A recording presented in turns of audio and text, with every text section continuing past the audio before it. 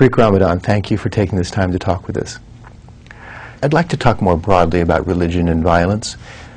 There are a number of prominent writers and intellectuals today, I'm thinking of Richard Dawkins, Sam Harris in the U.S., Christopher Hitchens, who make really an essentialist argument that religion is deeply connected to violence, inextricably connected to violence, and in fact, it's simply time that it can't be tolerated anymore. It's time to be done with it. Do you see a tendency in religion to foment violence? No, look, if we want to get rid of violence, we have to get rid of human beings. It has nothing to do with religion, it has to do with us. We have to master our inner violence. Every one of us has to do with this. But still, in every single religious text, the Bhagavad Gita, the Bible, the Quran, you have passages dealing with violence, because they are talking about human beings. They are talking about us dealing with perceived enemies or true enemies. And it's a struggle. How do you solve this? And when, for example, it comes to jihad, the people are saying jihad has to do with violence. It's exactly the opposite. Jihad is the way towards peace.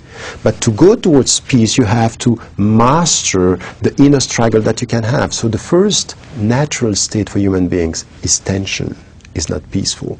So we have to deal with this.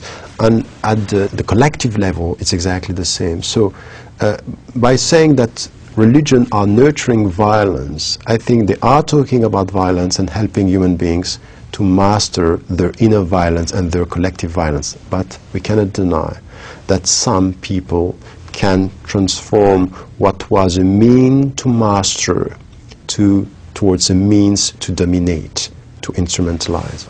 Well, that's the irony, isn't it? Because it seems like, I would say the essence of the religions are to deal with violence, and yet so much violence, when you look in the newspapers, seems to be religiously inspired. It's not religiously inspired, it is that we are using religions when we are dealing with power, we are dealing with domination, so some are resisting and transforming a means towards an objective, or an objective towards a means, and this is really why we need, from the very beginning, to understand that there is no true religion without effort, discipline, and education. Because if you are not dealing with this, and you are confusing your religious commitment with emotions, your emotions can be blind, and it comes to violence. Now, some of the critics of religion say that it's a different kind of education, that it's an education in believing things that are irrational, that cannot be proved or cannot be disproved, which is usually the scientific argument. It's not falsifiable. And so therefore, and this is Richard Dawkins especially, so-called moderate religion is equally guilty as extremist religion because it's a training ground for irrationality. Do you recognize religion in that? No, not at all. I think this is an outsider vision of what religion is all about. And as you said, essentializing some religious attitudes and say, that's it, we have it here. When the people are relying on spirituality, confusing sometimes spirituality with emotion, with no rationality, these are the religious people. That's completely wrong. First, it's not this. When we talk about, there is no way to come back to your heart without using your mind. So this distinction between, rationality and belief is something which is a construction that we are projecting from outside. When you are a religious, dealing with the deep teachings of your religion, you understand that there is no way to be a true believer with a very deep faith without using your mind. Intellect is part of a deep faith, it's not the contrary. Yeah. And I think that this is something which is really important for us also to say this. We have in the Quran, but it's everywhere in all the religious, teachings, use your mind to understand. And never forget, your mind is not the only faculty helping you to understand. Your heart is understanding as well. So come with a double vision, a rational vision to understand, a vision coming from the heart to give a direction. So the intellect is the light, and the heart is the direction. But we have dogmatic rationalists. So they have exactly the same features as religious dogmatists, and thinking that they are helping us to liberate ourselves from, emotion and spirituality. And in fact, they are as blind as the people who are following emotions. Well, that touches on another aspect of it, which is the extremist dimension. So some will say, well, yes, religion is good, but the extremists cause violence. Do you think that's a fair distinction, or are the seeds everywhere of violence? We have to come to an understanding. When we speak about religions and we speak about spirituality, we are relying on what?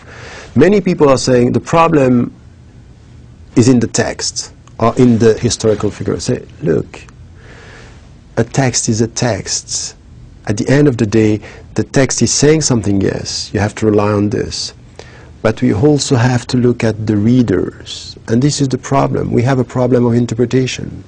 So when the people are telling me, for example, the problem with Islam is that you will never reform Islam because for you the Quran is the very word of God. I say, it's not the problem. The problem is not the source. You may come with a text written by a human being. The way you read it will give you the answer, because you can read it through a dogmatic way of understanding everything. And it happened with Marxism.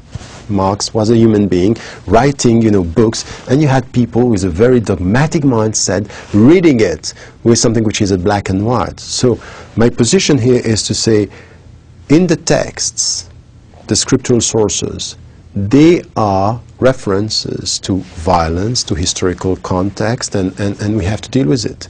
Now we have to educate the readers to be able to put things into context, to use their minds and to understand something. When you quote a verse, is already an interpretation. You are not speaking in God's name. Be careful. You are mediating a revelation through your mind. And here you have to accept with humility that it's a human being trying to understand what was coming from God. So for a religion to evolve, to change, is that contradictory to believing in revelation?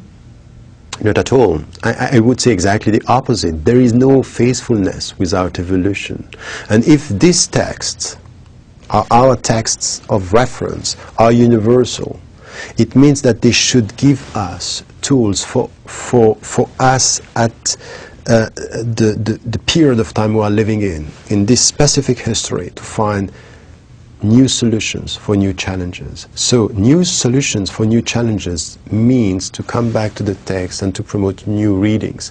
It doesn't mean that we should transform the texts, but new answers to new challenges. How am I going to deal with the current technology, or the progress, or any kind of new discovery that we are dealing with? So I think that no faithfulness without evolution is a paradoxical statement, but is the only way to remain close to the spirit of the scriptures. And I know you make a distinction, but I'd like you to talk about it. The principles of Islam are universal, but that doesn't mean to you that everyone should become a Muslim. Correct? No, exactly. Some of the people around us think that if you doubt about your own values, it's the only way to be open-minded. To doubt about your values is not to doubt yourself. Doubting ourselves is something which is part of humility. It's the real spiritual path and route. I think that we have to go through this, which is really important. In a book I wrote about the Prophet's life, I'm just coming to this, that he went through this experience. Don't doubt of God, but doubt yourself, that there is something which is different here. He is the truth, but you don't possess the truth. He possesses you, and then be very, very humble with the way you are dealing with the reality. I think that we have to understand that the way I deal with the universal message of Islam, the point is what this universal message is telling me about the others. Is it telling me that I have to convert them? Is it telling me that there is only one truth and everything else should disappear? No, it's exactly the opposite. And it's much more than toleration.